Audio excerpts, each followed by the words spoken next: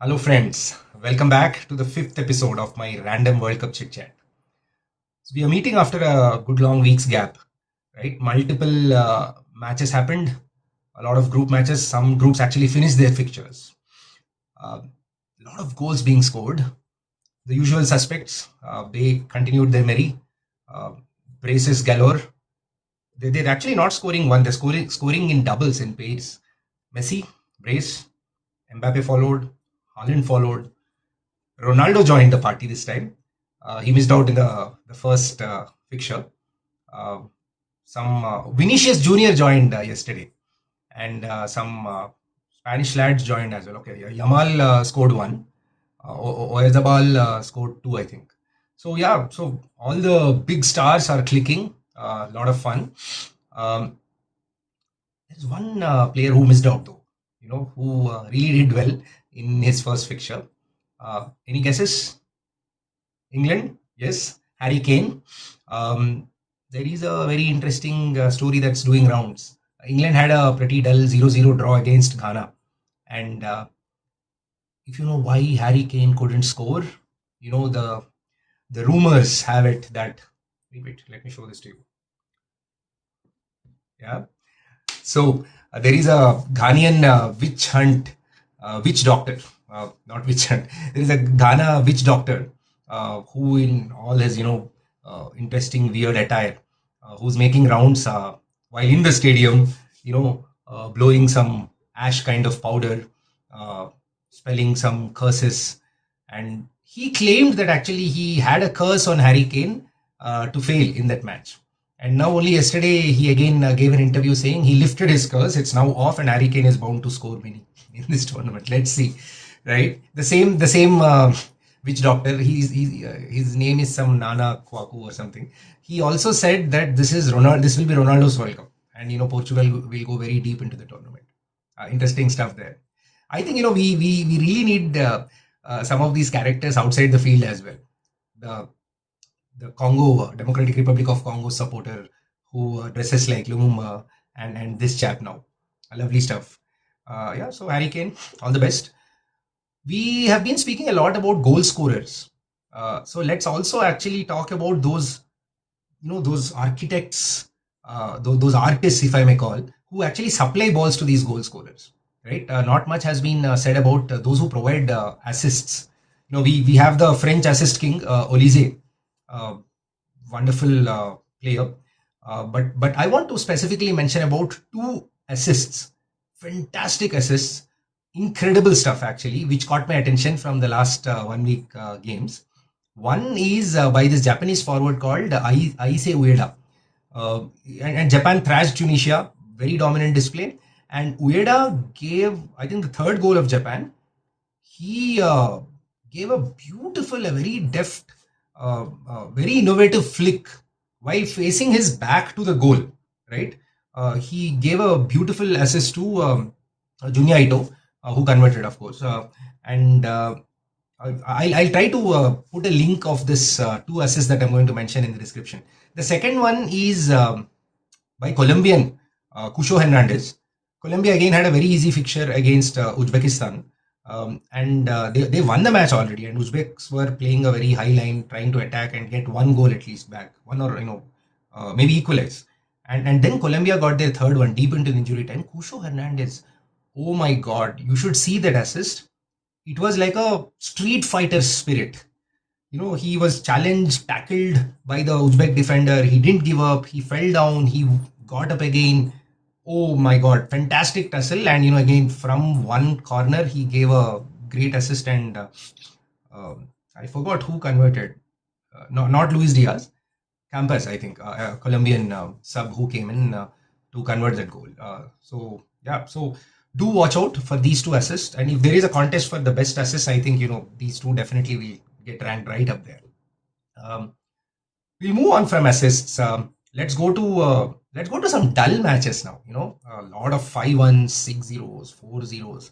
But let's go to some real dull matches. Dull as in maybe the match itself might not have been dull, but the scoreline definitely looks very bland. 0-0 matches, right? Now, why are we going to these 0-0 matches? Because in these matches, there were some heroic performances. And if it is a 0-0 match, and if I'm calling something heroic, you can very well guess. I'm switching to goalkeepers, folks. Right?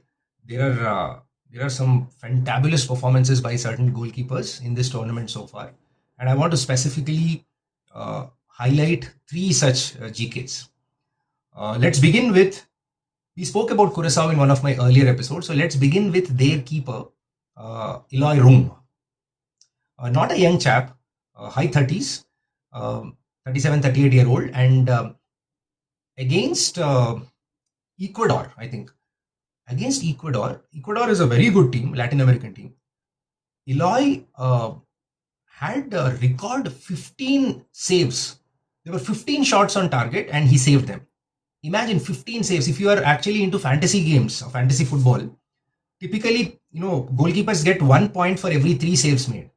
And if Eloy, by any chance, was in your team, he would have got 5 points just from his saves.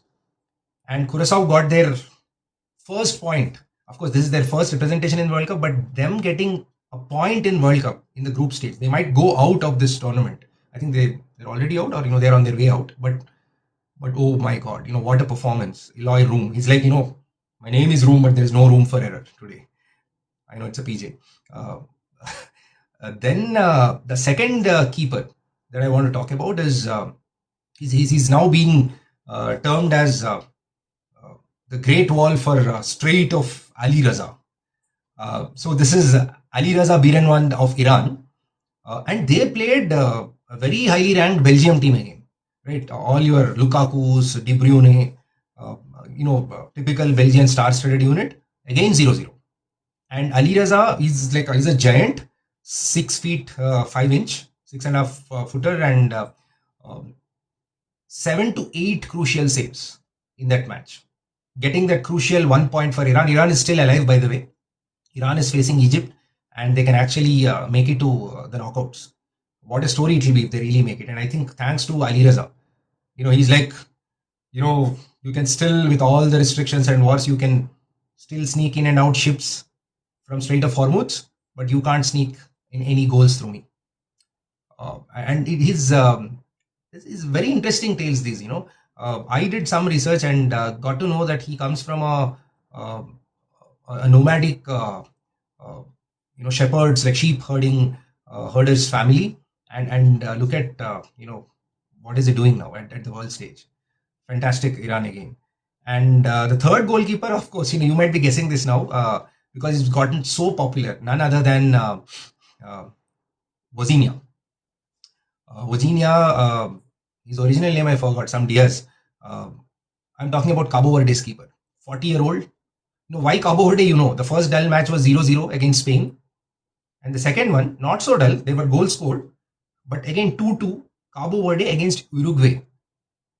Cabo Verde, Uruguay, 2-2, right? And you must have read all these interesting stories about how Wozinha, after the his match against Spain, he gave an interview where he said his mom didn't have money to apply for US visa, and suddenly on urgent basis there was visa provided. US embassy and everyone got into action. Mom came to US, and she could watch her son live in the stadium. Excellent story again. Fairy tale stuff, all of this. Virginia also made some 7 incredible saves against Spain. There are even more, a lot of tales that are doing rounds. I don't know much if they're true or not. That just like many Cabo Verde players, before turning pro, he was doing a lot of odd jobs like electrician, plumber. What spirit? Cabo Verde, oh my God. Sticking to Cabo Verde, I think for me, this entire first round, Cabo Verde, I think, is the story of the tournament for me. Whatever may happen later on in the tournament, whoever may win the World Cup, this team, high 60 ranked team, African team, never got qualified. Their first qualification, stopping Spain and Uruguay, not giving 3 points to these two giants. Even geography wise, one of my friends was actually joking that I'm just putting in or injecting some geography, history, trivia and tales in this, but I like doing that. Cabo Verde, folks, is an archipelago, is a group of islands in Atlantic west of North Africa. It's actually west, further west to Senegal's coast. Um, I know about some excellent beaches in Cabo Verde, serene, pristine, white sand beaches known for its beauty and tourism and surfing.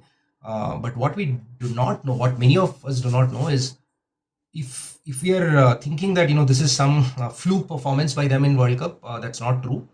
I'll tell you why. Because if you go back to their qualification campaign, that Africa's qualification is very tough. Some big teams got missed out: Nigeria, Cameroon, etc. Cabo Verde actually topped the group, which had Cameroon. So, and they have this excellent coach. Again, he's got a nickname, Bubista. Bubista is his name, and Pedro Brito. You have a lot of Portuguese sounding names in Cabo Verde, because Cabo also is actually from Portuguese. It's like Cape Verde, due to its proximity to Portugal, and they were colonized by Portuguese for a long time before they got their independence. So this Pedro Brito, Bubista, his scouting again has a lot of fantastic tales. There is a very interesting story that's doing rounds. One of the Cabo Verde's players actually is a half Irish player. I forgot his name. Anyways, I'm not able to recollect. Shamrock Rovers is a decent club in Ireland, and he captained Shamrock. He played more than 200 matches. Cabo Verde origin father and Irish mother.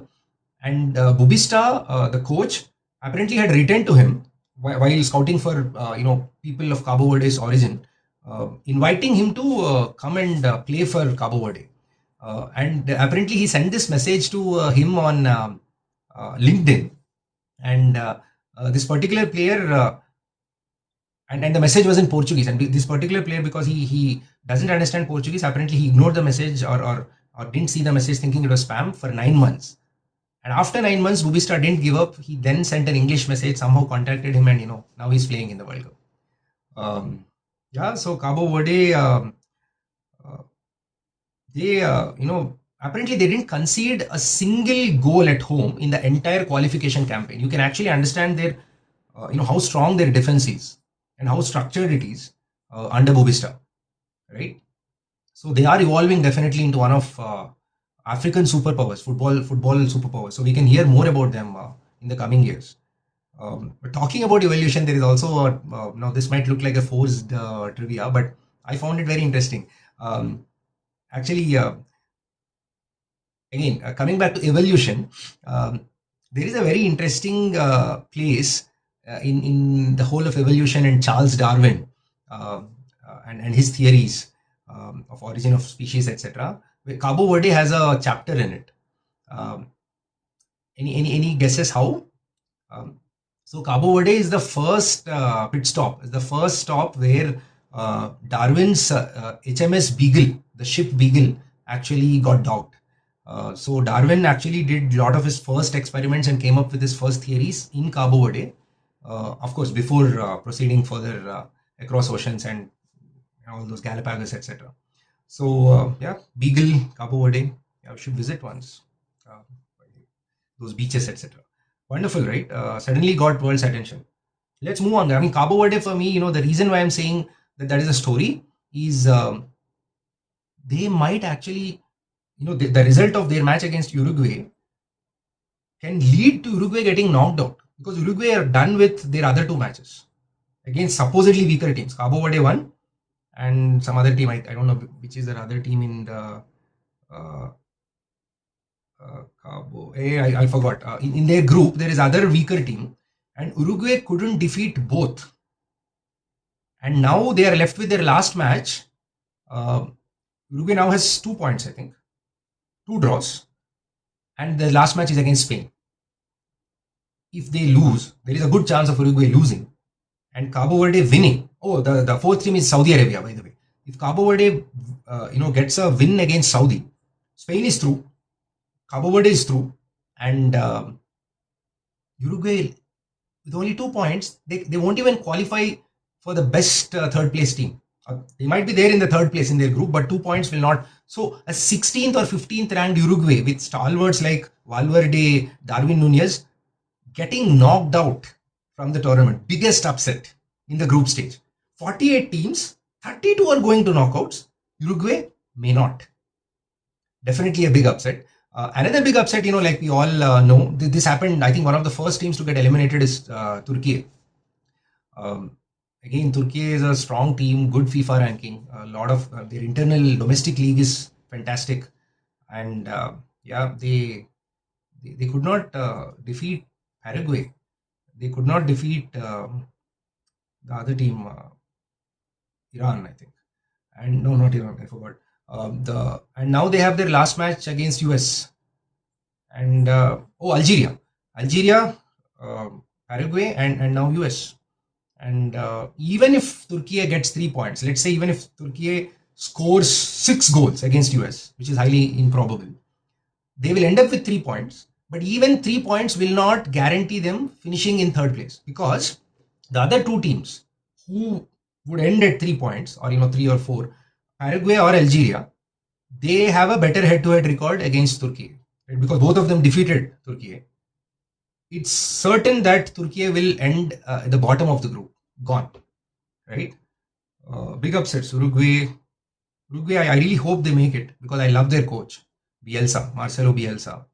Um, Big upsets and big surprises. We just spoke of Bafana made it to first time to knockouts today. South Africa, 60th ranked knockouts. They had an upset victory against South Korea.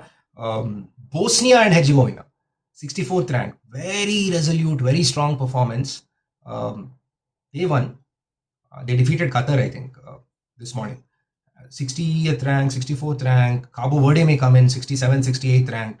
Curacao, 87th rank. They got their first point. They won't come to the next round, but look at these. And we, 130 odd. I don't know what is our rank now, 130, 140.